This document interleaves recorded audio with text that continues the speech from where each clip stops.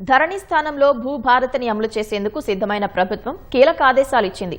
రేపు కొత్త పోర్టల్ను ఆవిష్కరించనున్న సీఎం రేవంత్ రెడ్డి రెవెన్యూ శాఖ మంత్రి పొంగులేటి శ్రీనివాసరెడ్డి సహా ఉన్నతాధికారులతో సమీక్ష నిర్వహించారు. భూభారతి పోర్టల్ను ప్రయోగాత్మకంగా తొలుత 3 మండలాల్లో అమలు చేయాలని ముఖ్యమంత్రి ఆదేశించారు. ఆ తర్వాత రాష్ట్రమంతా విస్తరించాలని దిశానిర్దేశం చేశారు.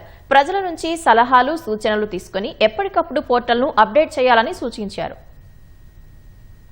భూభారతి పోర్టల్ను తొలుత ఎంపిక చేసిన 3 మండలాల్లో ప్రయోగాత్మకంగా అందుబాటులోకి తీసుకురావాలని ప్రభుత్వం నిర్ణయించింది. పోర్టల్పై అవగాహన కల్పించేందుకు అన్ని మండలాల్లో సదస్సులు నిర్వహించనున్నారు. అనంతరం రాష్ట్ర వ్యాప్తంగా సేవలను విస్తరించనున్నారు. అంబేద్కర్ జయంతిని పురస్కరించుకుని భూభారతి పోర్టల్ను ప్రభుత్వం రేపు ప్రారంభించనుంది. ఈ నేపథ్యంలో ముఖ్యమంత్రి రేవంత్ రెడ్డి తన నివాసంలో సమీక్ష నిర్వహించి అధికారులకు దిశానిర్దేశం చేశారు. భూ సమస్యల పరిష్కారం, లావాదేవీలకు సంబంధించిన సమాచారం రైతులకు, ప్రజలకు సులభంగా, వేగంగా అందుబాటులో ఉండేలా పోర్టల్ను రూపొందించామని సీఎం తెలిపారు. భూభారతి ప్రారంభోత్సవం అనంతరం రాష్ట్రంలో 3 మండలాలను పైలట్ ప్రాజెక్టుగా ఎంపిక చేసి కలెక్టర్ల ఆధ్వర్యంలో ప్రజలకు, రైతులకు పోర్టల్పై అవగాహన కల్పించాలని సూచించారు. ఆయా సదస్సుల్లో ప్రజల సందేహాలను నివృత్తి చేయాలన్నారు. అనంతరం రాష్ట్రంలోని అన్ని మండలాల్లోనూ కలెక్టర్ల ఆధ్వర్యంలో సదస్సులు నిర్వహించాలని ఆదేశించారు. పోర్టల్ బలోపేతానికి ప్రజల నుంచి సలహాలు, సూచనలను స్వీకరిస్తూ ఎప్పటికప్పుడు అప్డేట్ చేయాలని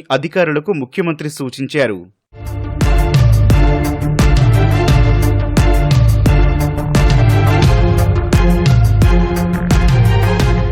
గత బీఆర్ఎస్ ప్రభుత్వం తీసుకొచ్చిన ధరణి వల్ల రైతులు అనేక ఇబ్బందులు పడ్డారని ఆరోపించిన కాంగ్రెస్ తాము అధికారంలోకొస్తే ఆ పోర్టల్ను బంగాళాఖాతంలో కలుపుతామని హామీ ఇచ్చింది. 20 లక్షల మందికి పైగా అన్నదాతల భూములు ధరణిలో నమోదు కాక తీవ్రంగా ఇబ్బంది పడ్డారని, ప్రభుత్వం నుంచి పథకాలు అందక, క్రయ విక్రయాలు జరక్క ఎంతో నష్టపోయారని పీసీసీ అధ్యక్షుడిగా ఉన్నప్పుడు రేవంత్ రెడ్డి ఆవేదన వ్యక్తం చేశారు. అధికారంలోకొచ్చిన వెంటనే ధరణి పోర్టల్పై దృష్టి సారించిన కాంగ్రెస్ సర్కారు దాని స్థానంలో భూభారతిని తీసుకొచ్చేందుకు చర్యలు చేపట్టింది. నూతన ఆర్ఓఆర్ చట్టాన్ని ఉభయ సభల్లో ఆమోదించింది. రైతులకు అండదండగా ఉండేలా భూభారతి పోర్టల్ను రూపొందించారు. అధికార వికేంద్రీకరణ జరిపి మండల, డివిజన్, జిల్లా, రాష్ట్ర స్థాయిలో భూ సమస్యల పరిష్కారానికి అవకాశం కల్పించారు. భూభారతి అమల్లోకొస్తే సాదా బైనామాలు మినహా ధరణి వల్ల తలెత్తిన అన్ని సమస్యలు పరిష్కారమవుతాయని ప్రభుత్వ వర్గాలు చెబుతున్నాయి.